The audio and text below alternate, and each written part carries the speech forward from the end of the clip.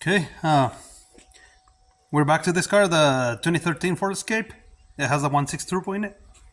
And I got two more codes that I just got taken care of, but I wanted to share the things that I did and the steps that I took that led me through this. Uh, I wanna just gonna explain a little bit of everything, what I did for this car. The First of all, this car belongs to a friend of mine. So what happened with this car? A lot of allergies, man. What happened to this car? It had a knocking in the engine, so there was a connecting rod that it was bad. So he replaced the engine, and then he called me. He said if I wanted to come and take a look at the car because he wants to have a second opinion because he had somebody else looking at it, and then he was told that the engine wasn't good. There was shot. He needed a new engine, and these engines are expensive. So I took over this job, and this is how it was when I came, or yeah, it was even worse. I just wanted to see if I could do it, but I had a lot of chicken. I had a lot of issues with this car, but it is possible.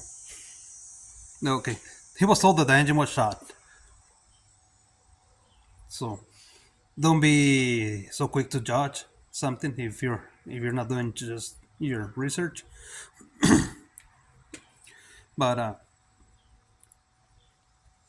I came because he said the car didn't want to stay running. As soon as you start the car, it would die within a second or two. So I came and take a look at it, and then that's what it was. I start the car, shuts off right away. So I started looking around, and then I pulled this line right here. There's the PCV valve. So I pulled this line, started the car again, and the car would stay running now. So I knew it was in the right path. But I had an amazing amount of low buy coming through here, along with smoke. It was smoking too much.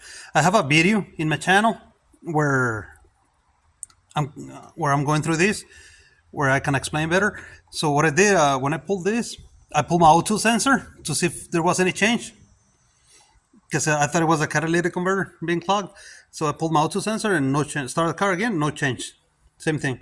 So I checked my compression. They were a little low, but they were not bad. It was like 120, I think. So check my compression, and then after that I checked my leak down test, and it was actually it was good though. It was not bad at all. So where was all this blow by coming from?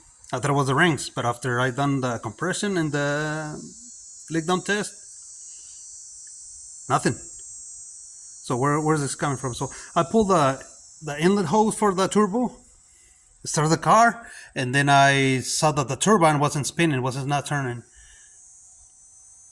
So I went ahead and pulled the turbo. Oh, by the way, some people say you have to pull the engine to remove this turbo, but like I said in my other video, I didn't have to. I just pulled the dashboard for the wipers, because the cover that goes here comes all the way like 6-7 inches away from the windshield, and so I pulled this and I removed the wipers and I pulled this hose, and I was able to pull the turbo from there just through here instead of removing the whole engine. And I only pulled the turbo. I left the exhaust manifold in the engine, so I just detached the turbo from the from the housing and just changed the turbo itself. So when I removed the turbo, I found the other half of the turbine was broken and had fallen into the passage for the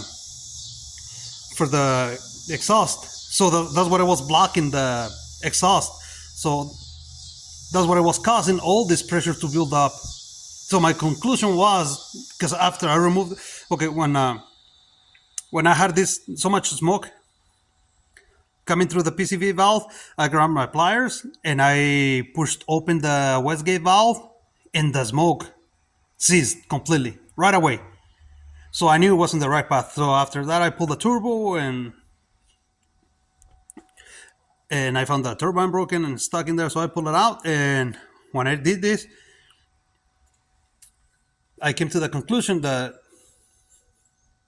because I was blocking the exhaust manifold, the passage, as the engine was turning, every time the intake valves would open, all the pressure building up in the combustion chamber would just ricochet. Instead of going to the exhaust, they would just come back to the intake. That's what it was causing the engine not to run. That's why the engine wasn't able to stay running, and that's what it was causing all this blow by. Even though with the that's what it was causing all the smoke on this guy right here. But anyway, the two codes that I wanna go through this, and I'm just gonna explain a little bit about it. What I went through, it's the p1299. That's for the overheating condition. So what it does, when I start the car, it takes about 50 seconds within a minute. Sometimes it can take up to even as little as 10 seconds. And what it does, the temperature gauge goes all the way up, and the fan come on. The fans, they come on full blast. So if this sounds familiar to you, I mean, this could be something you might want to look at this. Like I said, that's one of them. And the other one is the p0236. That's for the boost pressure sensor, and that sensor is located here on the driver's side, and it sits in it mounts into the intercooler. So remember, this is the 1.6 turbo. I know the 1.5 or some other 1.6s, they have it on this side, on the passenger side, but they are slightly different. So one way to tell is like your intake, the MAP sensor, the intake sensor is gonna look like this. The other one looks like it looks like this kind of. Let me show the fitting looks like this. So that's one way to check.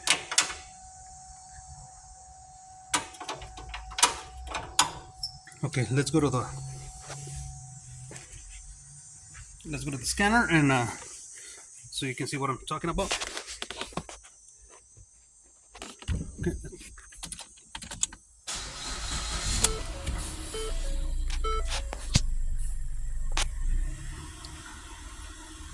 Check engine. But look at the gauge, the temperature gauge.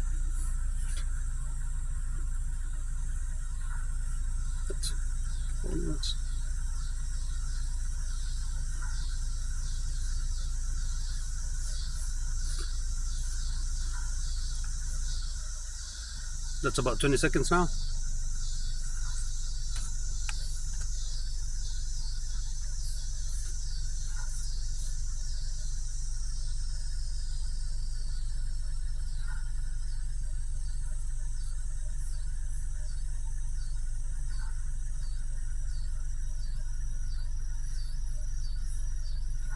Okay, let me see if you can hear the noise. There it is.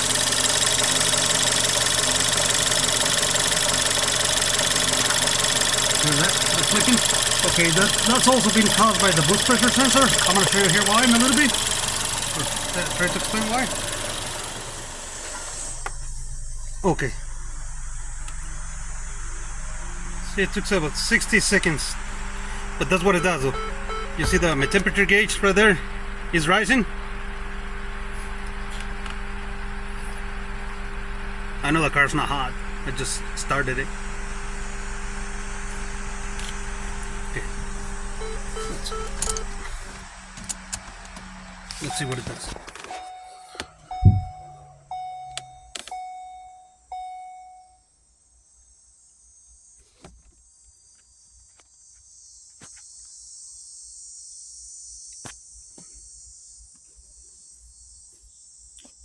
Self-test.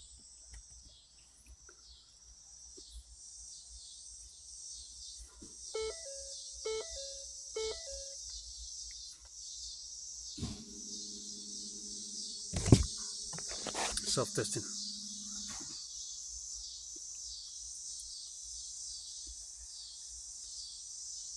See the temperature gauge, it's in the middle now. It's even lower.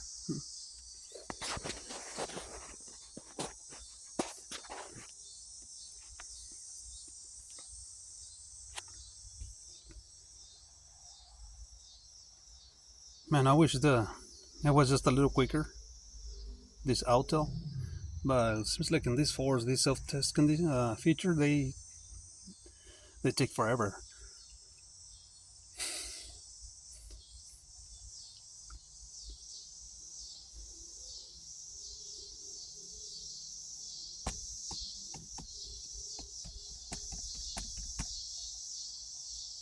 Okay, now see those the two codes that I'm dealing with, the one right here, the p0236, and that's for the boost pressure sensor, and I'm gonna go through them in a little bit, so just in case you want to check to see if this is your issue.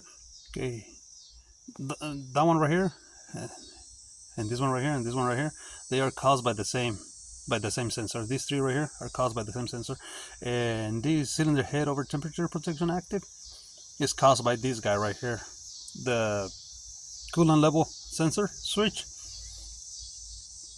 That's what's causing the temperature to go all the way up.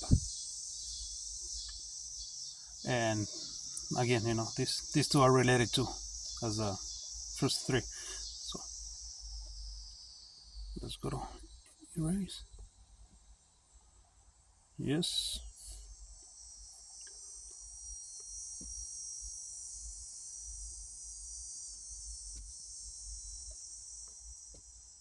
Self-test again.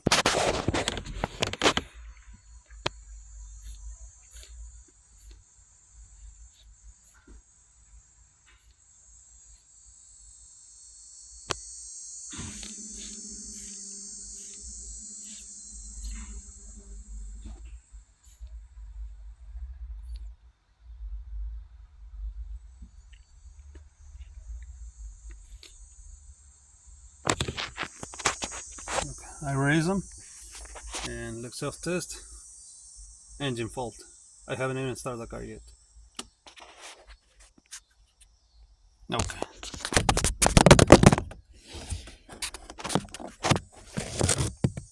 Come back.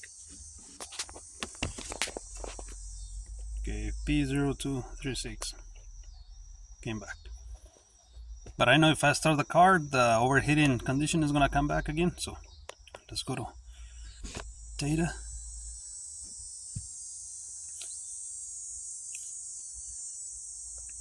Because we're gonna compare the numbers. We're gonna compare the map sensor with the map with the boost pressure sensor, and we're gonna check these numbers with the key on, engine off, where there is no pressure. Okay.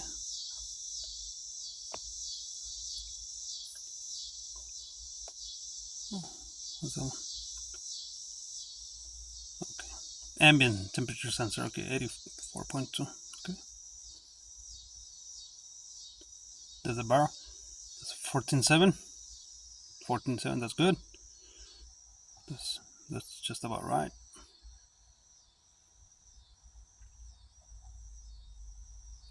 Okay, look at this guy. Okay, now same, right? Desired boost pressure sensor. That's for the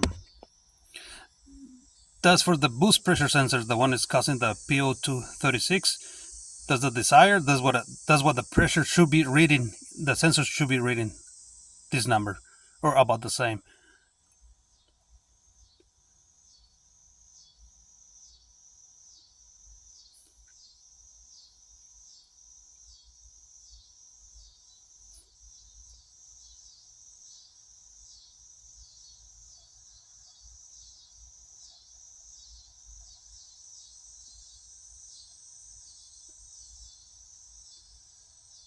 Okay, look at the intake temperature. That's 96. The other one's like 84, right? So, which that makes sense. That's telling me that is correct. The reason I'm saying this is because I did my research, and the boost pressure sensor is a double action sensor. It reads the pressure in the intercooler, reads the pressure being created by the turbo, and it reads the temperature in the intercooler, and that's about right. That makes sense. If the ambient sensor it's 84 and this is 96, that's about right. That's because the ambient sensor is farther away from the engine because it mounts into the bumper, And this guy right here, it's closer to it's right next to the radiator where it's hotter. So that's about right that these numbers are. So it makes sense that it's a little bit warmer than the other one.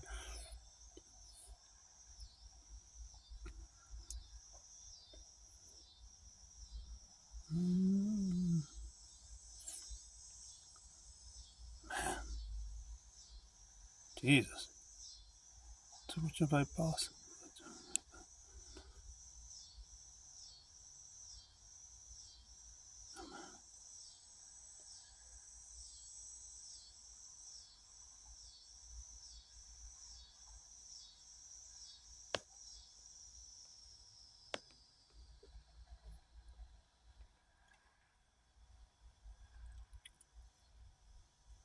Okay, that's, man, I missed it. Okay, you see the manifold, that's 14.07, which is about right. But look at this one. That's the boost pressure sensor, and it's reading 36, which it cannot be because the turbo is not running. If the turbo was running, it's reading higher as if the turbo was running and the throttle body was not opening.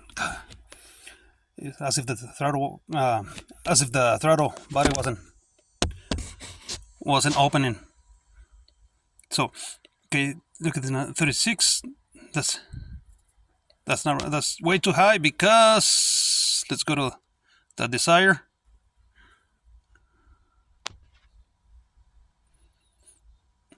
Okay, it should be within this number, 14 or close to this. It can be give or take a little bit. It's gotta be within. So 14, 17. Okay, now let's go to the sensor. See, that's the desire.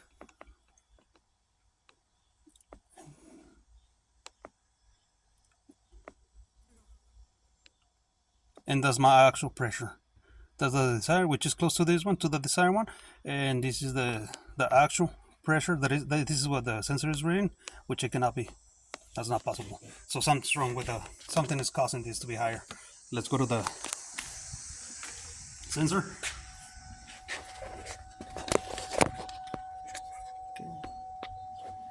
Okay, right here.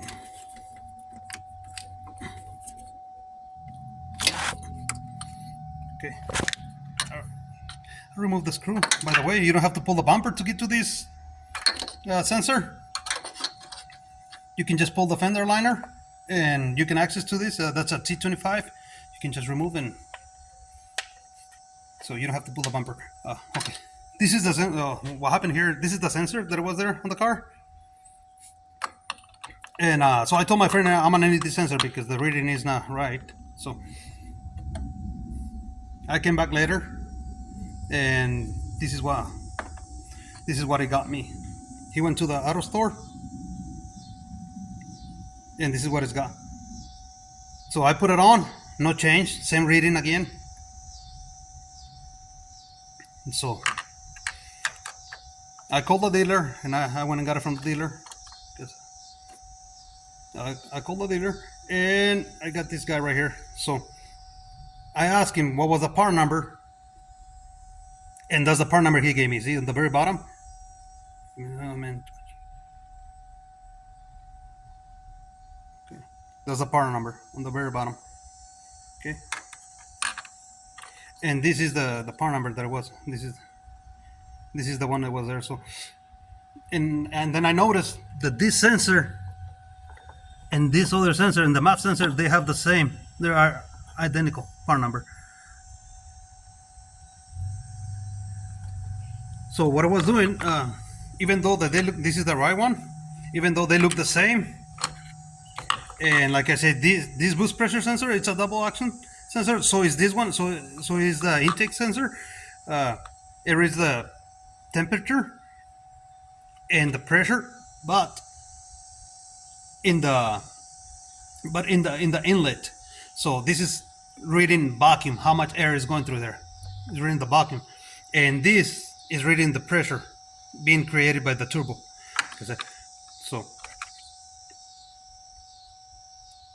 So even though they look the same, they will fit on the same connector, same pin, same everything, same shape. And even though you look at, they look identical, but they're not the same though. So go to the dealer. If you're gonna buy this guy right here, go to the dealer, and that's who you get it from, because he gave me a different part number. And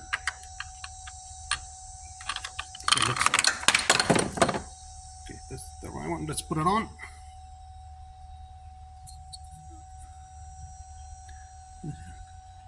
Okay.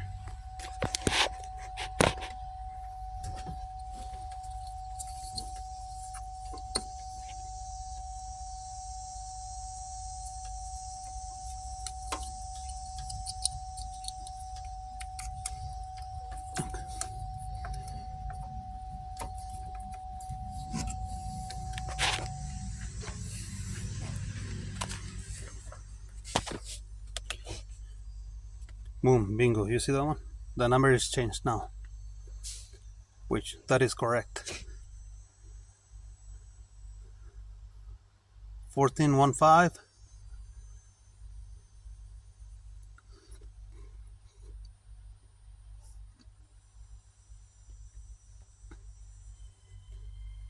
$14.17.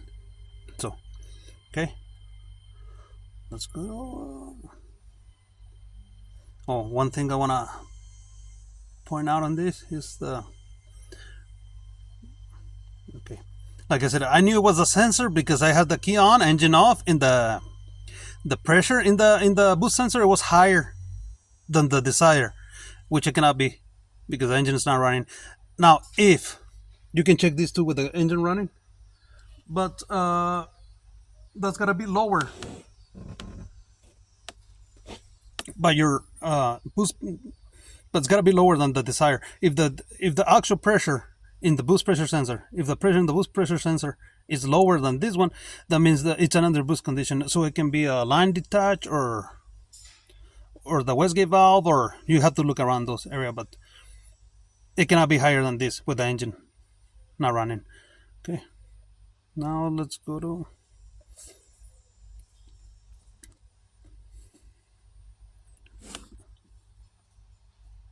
erase. Okay, remember the first time I erased it, the first time I erased the code, didn't go away.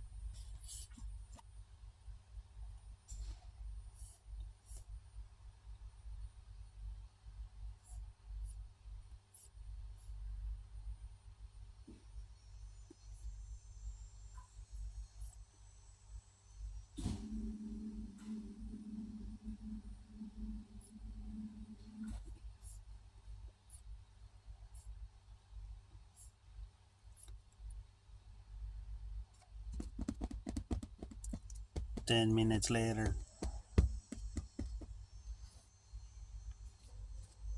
See, nothing. So it went away. So we got that one fixed. Okay.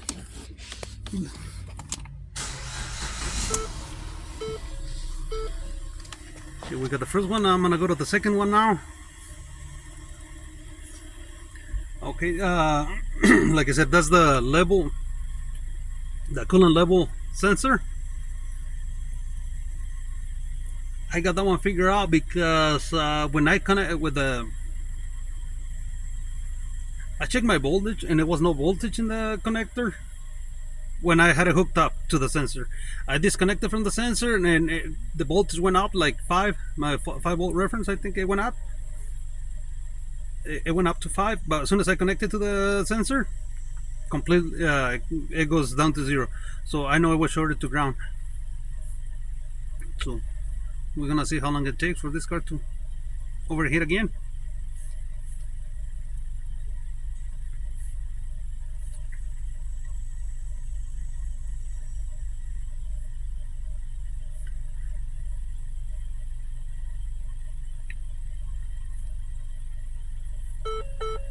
There you go. Okay, so I'm gonna shut it off.